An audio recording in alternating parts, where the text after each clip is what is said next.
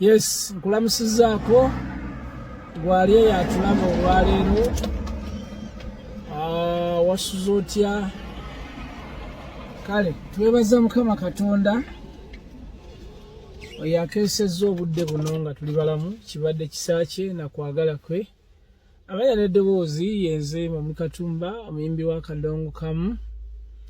Sebaavuga mbaagala nnyo bannayuganda n'abali manga g'e Bulaaya.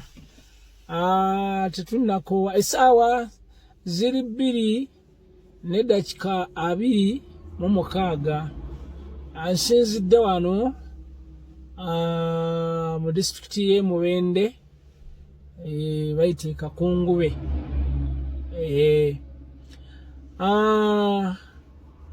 Ensonga za muganda wange Paulo Kafeero omugenzi maanyi ga njegere ze tuliko ze ziri mu Uganda, nga muntu takyasobola kuwuliriza mboozi ndala zonna eziriwo. Ne bw'okola otya mbu tujja ku mulamwa gwe tuliko, tuli ku mboozi za Paulo Kafeero, kubanga buli munnayuganda yenna zimukwatako. Buli munnayuganda yenna gyali ali mu kulumwa, ali mu kunyolwa. Ffenno buli akulaba n'akumanyi n'akukubira essimu n'agamba bwe muti bwe mwasazeewo. Nedda, ekyo si kirimu ekyokusalawo ku byava mu musaayi. Nze ndiwo ku lwabo abaana abaasigala nga tebalina kika, nga tebalina taata, bennwanirira okulaba nga bafuna obwenkanya we babeera. Olwaleero ngenda kwanukula kino ekyali ekintu kyange kyagambye mbu nkyogerako,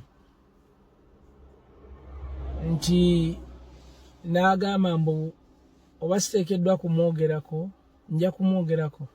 Famire ya Kafeero yagwamu nabe, era bwe yagwamu nabe, nabo yalimala kufulukwa okuva mu kiswa. Ekiswa ne kisigaza emirembe, naye bw'ali batavudde mu kiswa kigenda kusigala nga kifulukwa. Ngera bw'olaba ennyumba ya Kafeero kati kifulukwa olw'omuntu omu eyeeyita mbu yamanyi Kafeero, mbu yateekeddwa okwogera Kafeero. Waali badde obuuza wajja otya era wasisinkana Kafeero mwaka ki?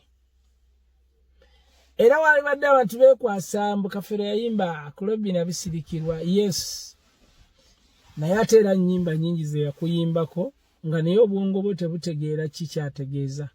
Kuba Kafeero ennyini nnyini takwagalangako bisirikirwa. Yalina byayisaawo, ate nga naawe olina byoyisaawo nga binene, mwembi ne mukwatagana. Era ebiseera ebisinga Kafeero yakwekwekanga ne bwe wajjanga ku shows nga akwekweka. Kafeero yalina abakazi 2 mu nsi be yayagala ennyo ennyo. Ate Kafeero buli mukazi yamuyimbako. Farida yamuyimbako. Eyo Farida gye yafumbirwa mwamanyayo ewa promota. N'ayimba ku Nabukenya. Ye Nabukenya amwagala kubanga baali bato nnyo. N'avaawo n'ayimba oluyimba lwe yakuyimbako.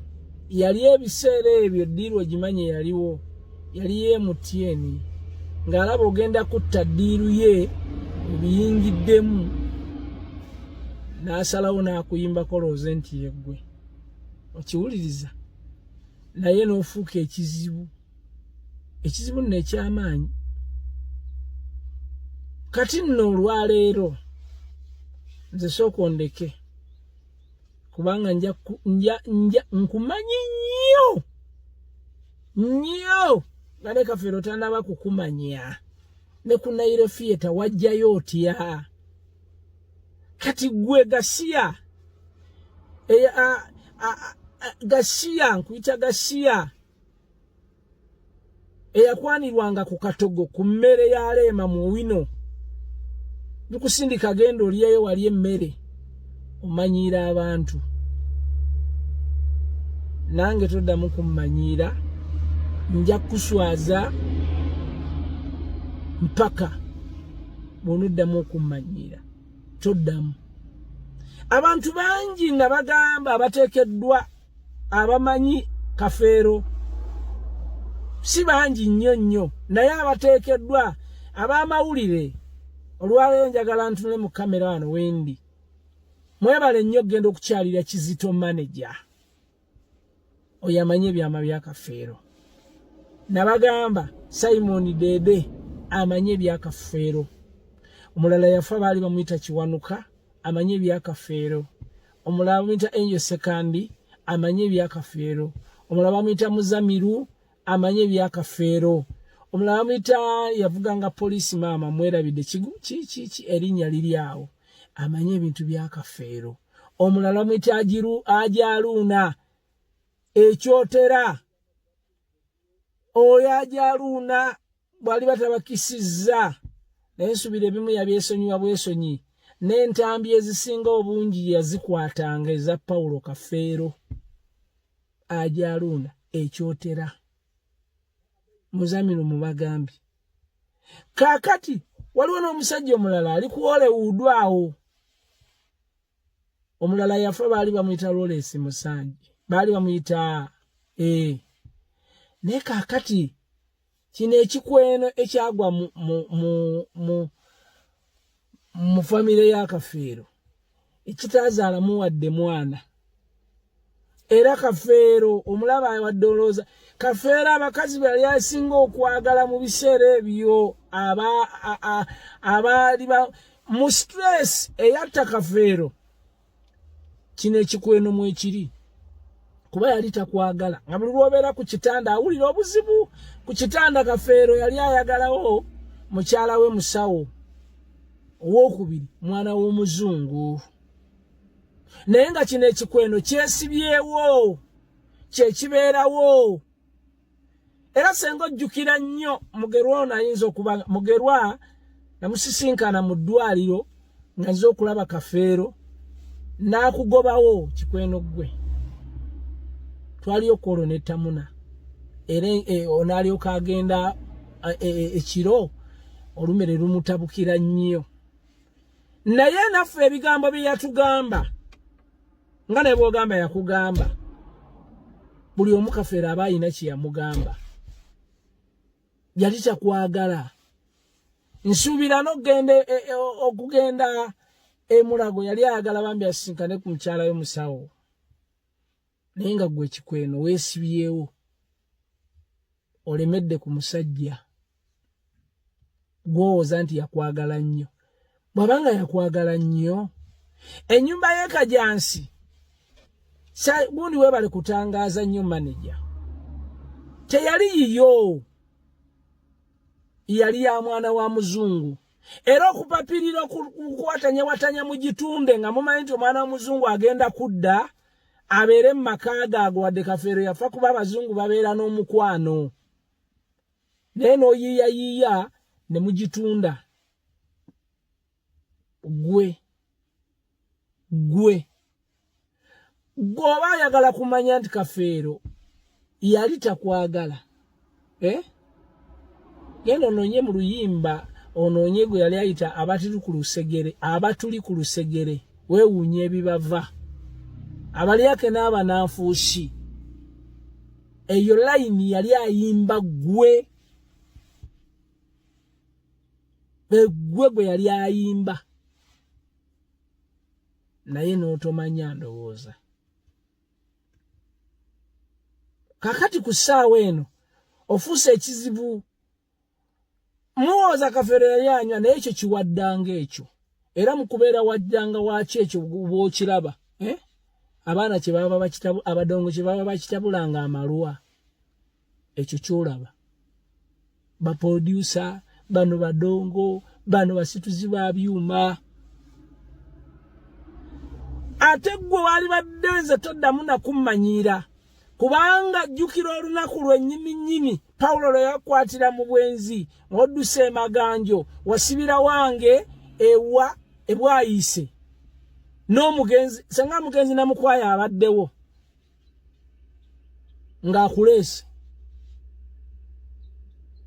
wasibira wange ng'oyenze ng'olina eddirisa yiga kadirisa yiga akefaananyanga Kafeero ne akaali kakuba beesi era basudde yamuyimbako n'agamba dirisa kaŋŋende munnaffe otulabyeko nnyo mumaze okwegadanga kakati gwe toddamu nakwogera kummanyiira ggwe nga bwe ndi omulwadde bansondera sera z'empeke yes kale oba ndi mulwadde sinze nsoose okubeera omulwadde mu Uganda abantu balwadde ate n'obulwadde bw'osuubiriza bw'ogamba bwe nnina si bulina ate bwe mba mbulina gwe wabunsiiga bwe mba mulina siriimu wamunsiiga katoddamu kummanyiira kikekenke ggwe ekiringa omufaliso musibemu akagwa obwo bufere bwo bwokoze bwonna Kafeera agenda kusasula ne bwe buli baddi ogenda kuloza ku busungu bwa Kafeero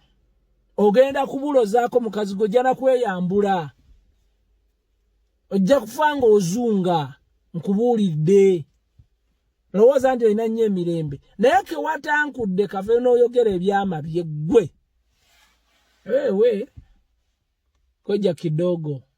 New Subs Fashions tukutuusaako ebiteeteeyi kw'ossa abaya, engatto, ensawo z'abakyala, jackets, jeans n'ebirala. Tusangibwa ku Wilson Street ku kizimbe ekya Sunset Arcade ground floor shop number 2 okututuukako va ku Pioneer Mall otambule ngadda ku Arua Park yisa ekizimbe ekya Wilson 1 oyite ku Health Link Pharmacy kati awo weekoma yambuka amadaala gakuyingize ku Sunset Arcade awo ng'otutuuseeko. Engoye zaffe tuzijja China, Egypt, Vietnam n'amawanga amalala. Omukyala omwambazi omulungi ayambala naffe. Be Easy Hotel and Bar tusangibwa Nsaggo ku lw'Ennakawuka. Ku lw'empeereza ennungi tukola essaawa 24. Tulina ebifo ebisulwamu nga biyonjo, ebiddaabirizibwa buli kadde, ebyemizannyo ng'okulaga omupiira, okuzannya pool n'ebirala. Ebbaala ejjudde obulungi, emmere ekutuukako mangu, paakingi nnungi ate nga security eri gguluggulo. Okubuukinga n'okumanya ebisingawo kuba ku 0790